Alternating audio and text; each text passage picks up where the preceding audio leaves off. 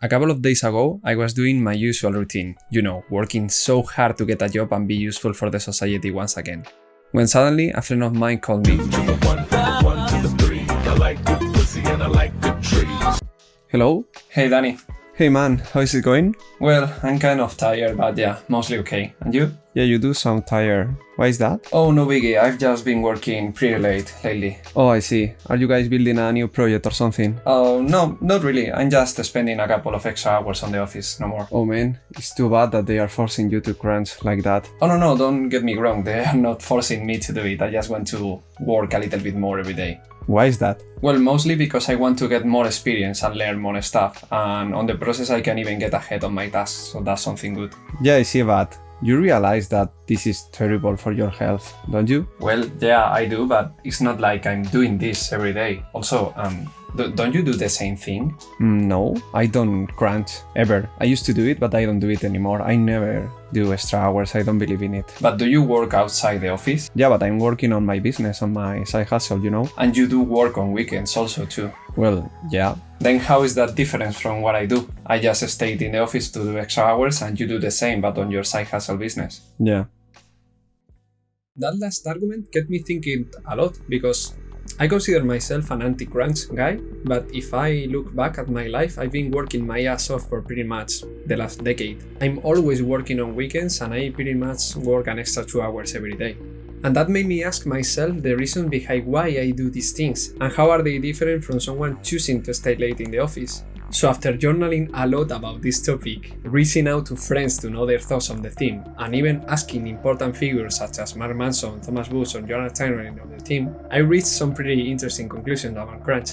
And that's exactly what we are covering in this 3-part video series. In this first video we're gonna explore the reasons behind why people choose to crunch. In the second one I'll try to help you deal with the stress and anxiety of crunching. And in the third one we're gonna try to solve the infamous crunch culture conundrum, i.e. what to do if you are the only person in your company choosing not to crunch. But let's start from the beginning. Hi, if you're new here, my name is Danny and I'm an engineer turned game programmer.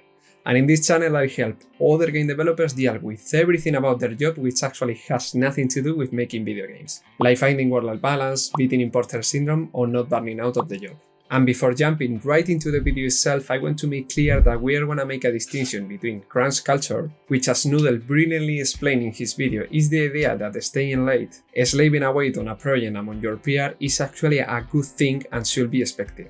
And crunch, which is actively deciding, because of external or internal reasons, to overwork yourself by staying late in the office, working from your home, or hustling so hard on a project.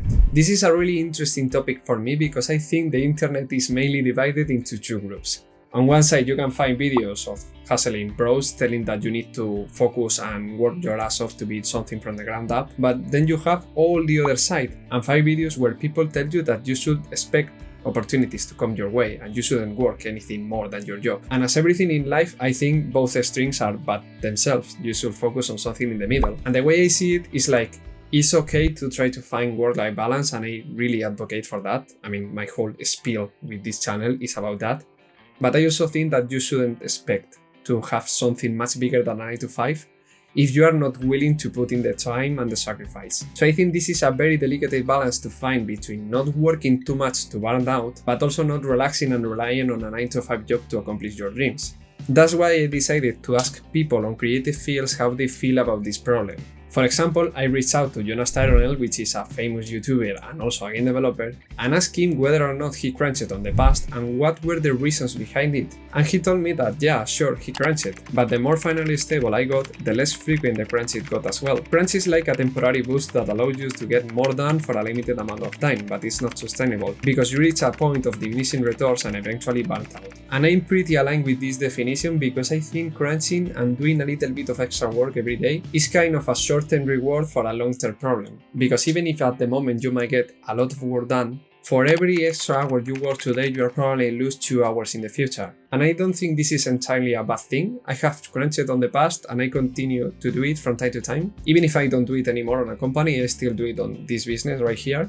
But I find myself having to constantly remind myself like, Danny, this is not sustainable. You cannot work for, 60 hours a week, every week for 4 months straight, because on month 5 you're gonna break out. And I'm finding myself enjoying a lot more the work and even being healthier when crunching if I actively decide when I'm going to sprint and work a little bit more than I used to, and when I'm going to rest and actually work less than I used to.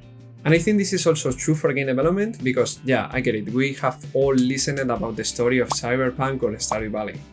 And those are clear examples of how crunching all the time is not sustainable for the long run. But I also know a lot of people from different AAA companies who use kind of an sprint-shaped methodology to work, if that makes sense. Like, I have some friends who try to work a little bit more for 3 months and then work a little bit less for another 3 months.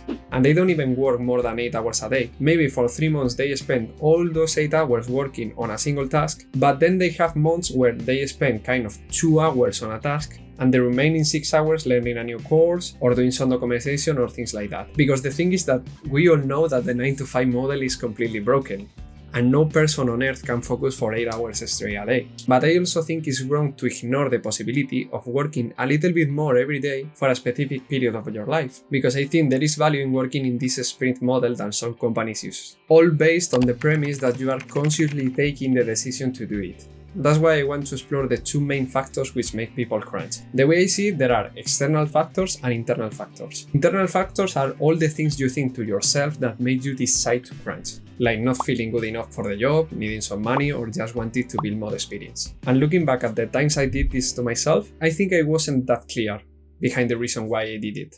Because the problem when you work on a collaborative team is that you might take decisions based on the culture around the company. There is a crucial difference because choosing to work more on your projects and being indirectly forced to do so because everybody else in the team is doing so. That's why until you take responsibility for the fact that you are choosing to do it and you reflect and think about the reason behind it, you're gonna feel powerless about your own life. And in my case, the habit I keep coming back again and again is journaling to do this thing. Writing your thoughts down is so useful because it prevents your brain from going into full speed mode. And there is something magical about writing your thoughts on pen and paper. So I would really encourage you to just try journaling and see whatever you come up with. You can start asking yourself questions like, which of my personal goals is aligned with crunching in this period of my life?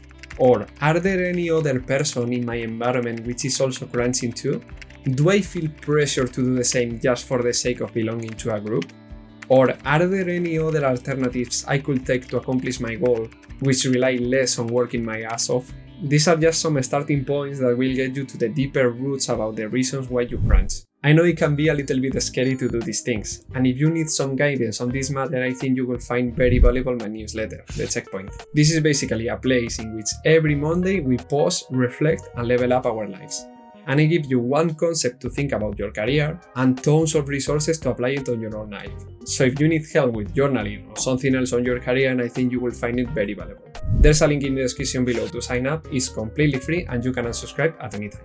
On my conversation with Jonas, I found really interesting one thing he mentioned about the skills transferring. He said that you should spend time on exactly what you want to get better at, because most skills don't transfer between disciplines as much as everybody says they do. And I think this is really interesting because I remember back in college, I was working my ass so hard just to accomplish some arbitrary metric on my exams, and I was building skills which are completely useless now in my life. And I could have spent that time not on working on other things, but building my own character by going to events or discussions that were taking part on the actual college campus. And I especially regret this because I think that time is our most valuable resource, because it's the only thing that we can never get back. And if you are wasting your time working for the sake of working on something that you don't enjoy or is it useful for your career, what's even the point of doing so? Because I feel everything we do in life is a trade-off. You are giving something up for obtaining something in return. If you choose to work on a project, you are choosing not to go on a date. If you choose to go on a date, you are choosing not to work on your business. And it's not that I think that one option is better than the other one. I just think that you should take the actions consciously. And especially with crunch, which is something that is bad for your health,